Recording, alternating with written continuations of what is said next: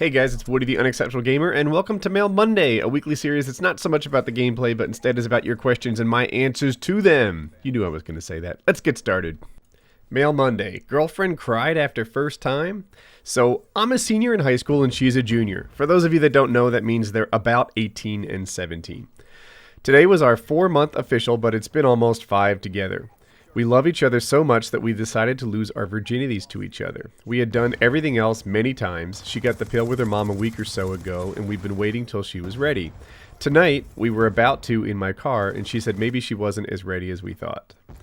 We got dressed, and we watched the movie for a while. We were at a drive-in, and I was pretty pissed, but I kept quiet. I got a little lost in this the first time I read it, so he was upset that he thought they were going to go, and then they didn't. A bit later, she initiated, and I put no effort in while we were hooking up. Hands didn't move, watching the movie while making out. She then pulled off my pants and then hers. She told me to put a condom on. It was hard to get it in, and we didn't go for that long because it hurt her. She laid down next to me and started crying. We went back to her house, and I ended up staying there for a few hours. She apologized like 5 times. All I could do was hold her, kiss her, tell her I loved her, and then I understood that it was alright and I didn't care. When she was crying, which wasn't sobbing, but like sniffling with some tears, I almost wanted to cry. I've seen all your Mail Mondays, and any advice would be helpful. If not on Mail Monday, then inbox, please. Alright, dude. So, your first time wasn't magic. That happens. The next time can be. It's not that big of a deal. I will say this, and I've said it on Mail Monday before. This is how you actually do a first time. You want to have a comfortable place. You want to have no time or privacy constraints. You want to have your act together so that you can do this right and take your time and just like not be rushed, not be scared, not be nervous, just be with each other. That's how you're supposed to do a first time. At the movies or, look, I've been an 18-year-old guy. When you're an 18-year-old guy, every time seems like a good time. All the time seems like a good time. Any suggestion that, you wait an extra week, is this scary thing. What if the extra week isn't there for me? What if she's down this week but not next week? I know what goes through the 18-year-old mind, but if you can swing it, the right way to do it is to have some time, to have some privacy, and to do it with somebody that you love. That's the answer key on this thing. As far as where you are right now, which is why you're writing, it's hard to tell why she's upset. I could only be guessing. She could be having second thoughts about it. She could be upset because her first time wasn't the magic she dreamed it would be. She could be upset because she's not sure you're the perfect person. It's hard for me to know, what made her so upset. But, facts are facts. She's kind of bummed out there. Whatever. It's okay. I think your next step is to show her that you are Mr. Right, that she didn't make a mistake, and that you do actually care about her for more than just her body and, all that fun stuff. So, yeah, how do you make this right here? You make it right by showing her the care and affection that she was looking for. And if you do that, then there's going to be a second time and a third time, and it's going to work out for both of you.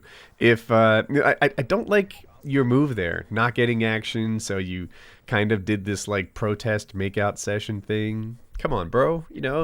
Be slicker than that. Be cooler than that, right? That's not the move. That's not who you're supposed to be. So, if I'm interpreting the letter right. But yeah. Make the next time special, and the times after that, and you'll be golden.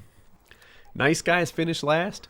Hey Woody, I'm 16 years old and I don't want to sound conceited or anything, but I'm sort of in general a nice guy.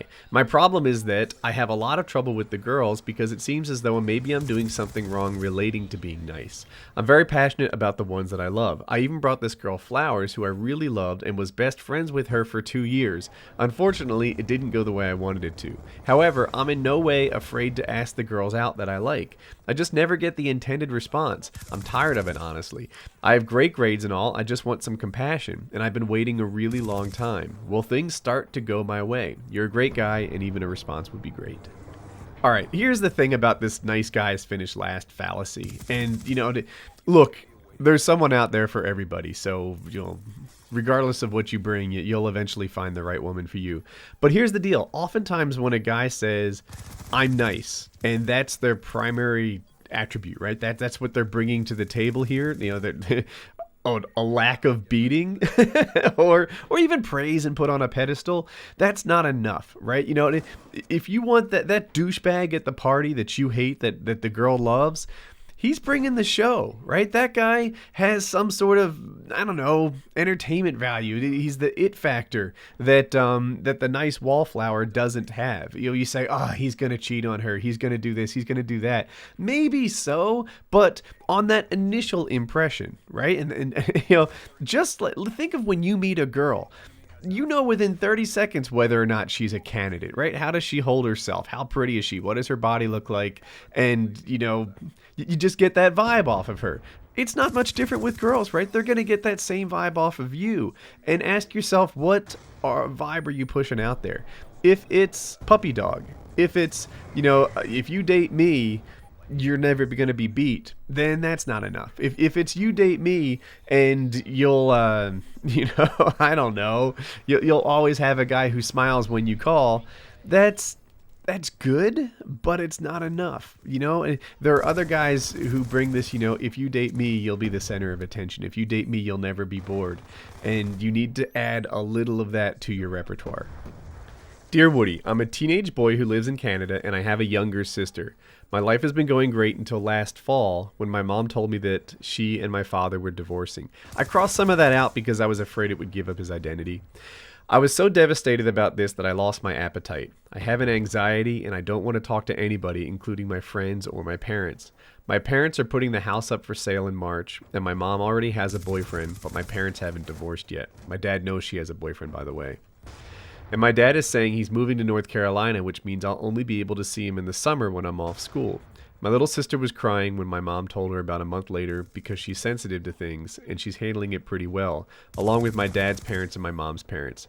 I feel like all the good times with my family are over, and my world is crashing down on me. I'm very suicidal at the moment, and I have nobody to relate to about divorce because my friends' parents either haven't been divorced or got theirs when my friends were little and didn't understand what it meant. I feel so alone and have no hope. Any advice would be great, so much, because I honestly don't know what to do anymore because I'm depressed about what's going to happen. Mail Monday or a reply would be helpful. Any sort of advice would be much appreciated. All right, first off, let's talk divorce, right? The reason people get divorced is, well, sometimes there's some sort of cheating, which usually is a downstream effect from not getting love at home. Sometimes they get divorced because they fight too much. Sometimes the parents get divorced because, you know, they just don't love each other like they once did. None of those include it being the kid's fault. And I know you didn't mention anything about that in your letter, but it's such a common feeling that I wanted to point that out.